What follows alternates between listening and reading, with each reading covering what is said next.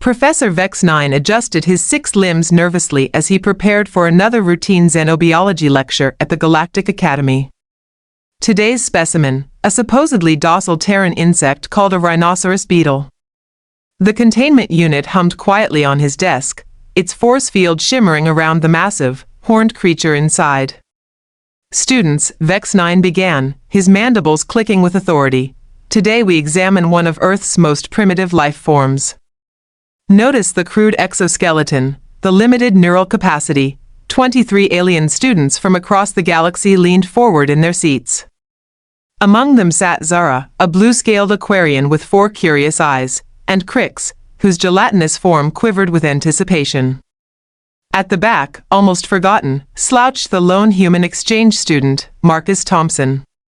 "These Earth bugs," Vex9 continued with obvious disdain, "represent the absolute bottom of the intelligence hierarchy.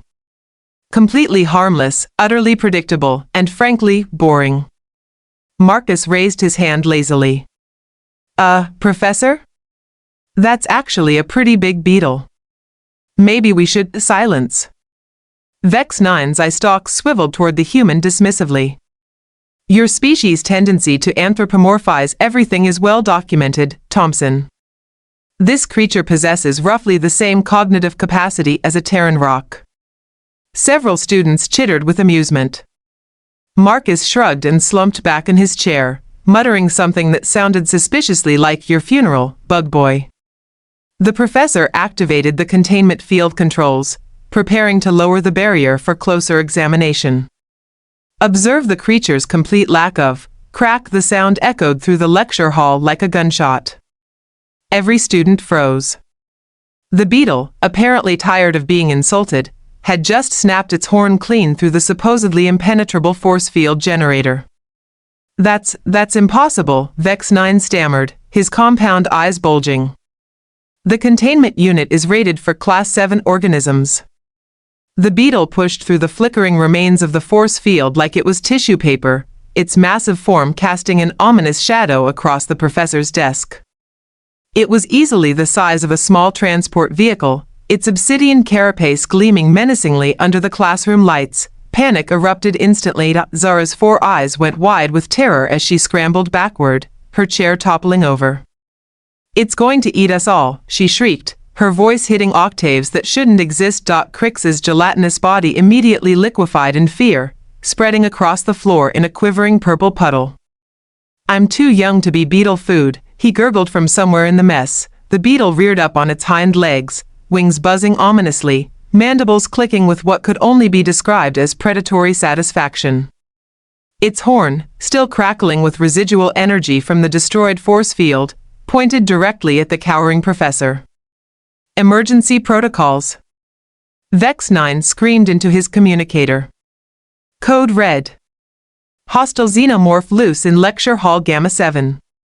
Students trampled over each other in their desperate flight toward the exits.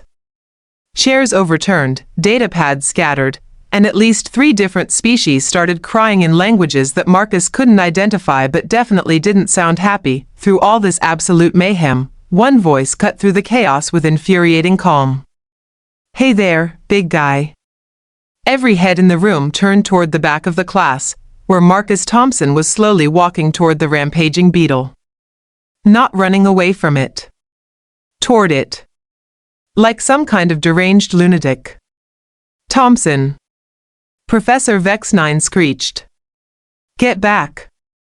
That creature will tear you apart." "Nah," Marcus replied with a grin that would have made a serial killer proud. "He's just cranky because you called him stupid." He reached into his backpack and pulled out what appeared to be a long wooden stick. "Plus, you guys are all being pretty dramatic about this." The beetle's massive head swiveled toward the approaching human, mandibles spreading wide enough to bite a grown centaurian in half. Its wings buzzed louder, creating a sound like an incoming missile strike. "Marcus, no!" Zara screamed from behind an overturned desk. "It'll kill you." "Will it, though?" Marcus asked conversationally, now standing directly in front of the beetle. The creature towered over him by at least 3 feet, its horn positioned perfectly to skewer him like a kebab. Because from where I'm standing, this looks like a pretty standard dynast's Hercules. Rhino beetle. Completely harmless to anything bigger than tree bark. He held up the stick. Want to play fetch, buddy? The entire classroom held its collective breath. 23 alien hearts stopped beating simultaneously.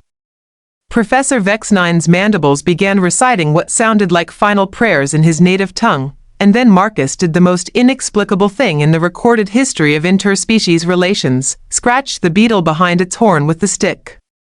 The massive creature's aggressive buzzing immediately shifted to what could only be described as purring. Its mandibles relaxed, its wings folded peacefully against its back, and it tilted its enormous head into Marcus's gentle scratching motion like a contented pet. Good boy, Marcus cooed, his voice taking on the universally recognized tone that humans used with beloved animals.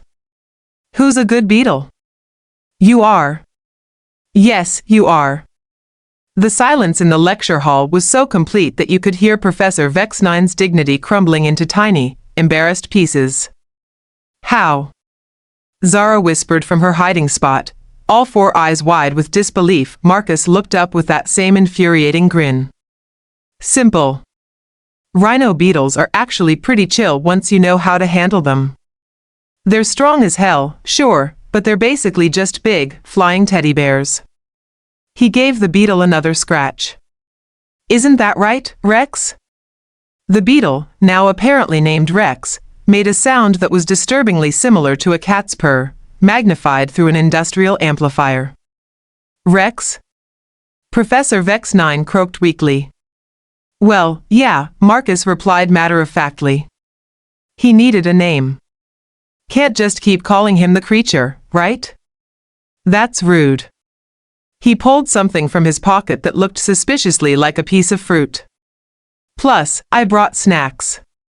And that, students, is how Marcus Thompson became the first human in galactic history to turn a classroom crisis into an impromptu pet adoption session. The fun, as they say, was just getting started. 3 security officers burst through the lecture hall doors, plasma rifles charged and ready, only to stop dead in their tracks at the sight before them. Marcus Thompson sat cross-legged on the floor, hand-feeding fruit pieces to a massive beetle that was making happy rumbling sounds. The creature's horn rested gently across Marcus's lap like a sleeping dog. Stand down, officers, Professor Vex9 called weakly, though his voice cracked on every syllable. The situation appears to be under control. Officer Black, a towering Cronin with 4 arms and an attitude problem, lowered his weapon slowly. Under control? Sir, our scanners detected a code red hostile xenomorph breach. This thing should be vaporizing everything in sight. Yeah, about that, Marcus said cheerfully, not bothering to look up from scratching Rex's carapace. Your scanners might want a software update. This guy's about as hostile as a golden retriever. He held up another piece of fruit. Want another apple slice, buddy? Rex's mandibles clicked appreciatively as he delicately accepted the treat, being careful not to catch Marcus's fingers. The sight of a supposedly primitive killing machine eating fruit like a well-mannered pet sent several students into what could only be described as psychological shock. Crix had finally managed to reform his gelatinous body, though he remained a considerably flatter version of his usual self. But Professor Vex9 said it was a mindless killing machine. Did I, though? Vex9 muttered, suddenly finding his data pad fascinating. I believe I said it was intellectually limited. You called it a rock with legs, Zara pointed out helpfully from behind her overturned desk. Marcus snorted with laughter. A rock with legs? Dude, these beetles can lift 850 times their own body weight. They're basically the strongmen of the insect world. He gestured to Rex, who was now playfully batting at the stick with his horn. Plus, they're actually pretty smart. Watch this. He pointed to different spots around the room. Rex, can you move the professor's chair back to his desk? The enormous beetle looked where Marcus pointed, then carefully picked up the overturned chair with his mandibles and placed it perfectly beside Vex9's desk. The professor's eye stalks nearly fell out of his head. Now pick up Zara's datapad and give it to her. Gently. Rex located the scattered device, picked it up with the delicacy of a surgeon, and walked over to Zara's hiding spot. He set it down in front of her with a soft click before returning to Marcus's side. Impossible, Officer Black whispered. Our intelligence reports said Terran insects were barely sentient. Your intelligence reports, Marcus said with a grin that could cut steel, were written by people who've never actually met a Terran insect. He pulled out his personal communicator and started scrolling through files. Let me guess, you guys probably classified Earth's ants as simple scavengers too, right? The uncomfortable silence that followed was answer enough. Thought so, Marcus continued. Because if you'd actually done your homework, you'd know that ants build cities, farm fungus, wage coordinated wars, and have complex social hierarchies that would make your Galactic Council jealous. He scratched Rex behind the horn again. But hey, why research when you can just assume, right? Professor Vex9's mandibles clicked nervously. Thompson, surely you're exaggerating about the ants, am I? Marcus stood up, Rex following him like a loyal companion. Tell you what, Professor. Next week, bring in an Earth ant colony. I'll show you architecture that makes your fancy academy buildings look like sand castles. His grin turned positively wicked. Or better yet, let's talk about Earth's octopi. You know, those primitive creatures with 8 brains who can solve puzzles that stump your graduate students. The security officers exchanged worried glances. Officer Black cleared his throat uncertainly. Perhaps we should file a report recommending a review of our Terran fauna classifications. Perhaps you should, Marcus agreed, his tone dripping with mock sincerity. Might save you some embarrassment when the next exchange student shows up with a harmless Terran spider. Zara, who had finally worked up the courage to emerge from behind her desk, approached Rex cautiously. Is it really safe to pet him? Safer than most of your domestic animals, Marcus replied. Rex here is basically a gentle giant. Just don't grab his horn without warning, and definitely don't insult his intelligence. He shot a meaningful look at Professor Vex9, tentatively. Zara reached out with one scaled hand and touched Rex's smooth carapace. The beetle turned his head toward her and made a soft, welcoming sound. Her other 3 eyes lit up with wonder. He's actually kind of cute, she whispered. Wait until you meet Earth's puppies, Marcus said with obvious pride. Those will completely blow your minds. Crix, now brave enough to approach, quivered with excitement. Are all Terran creatures this friendly? Marcus's grin turned absolutely diabolical.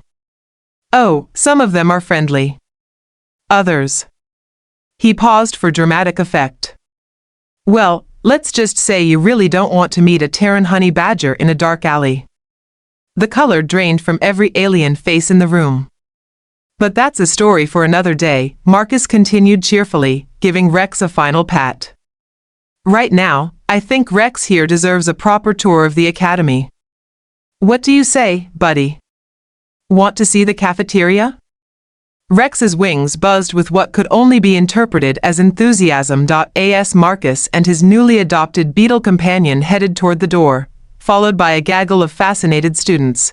Professor Vex9 slumped into his chair with a defeated sigh. Officer Black approached him sympathetically. Rough day, Professor? Vex9 looked up at the security officer with hollow eyes. Do you know what the worst part is? What's that, sir? Next week's lesson plan was on Terran spiders. From somewhere down the hall, they could hear Marcus's voice echoing cheerfully, Come on, Rex. Let's go show the engineering students what real structural engineering looks like. And that, dear readers, is how one human with a stick and an apple completely revolutionized the Galactic Academy's understanding of Terran fauna. The applications for Earth creature studies tripled overnight, and Marcus Thompson became the most popular student on campus. As for Rex? He became the Academy's first official Terran ambassador, complete with his own dormitory and a lifetime supply of fruit. Some legends, after all, start with the simplest of friendships.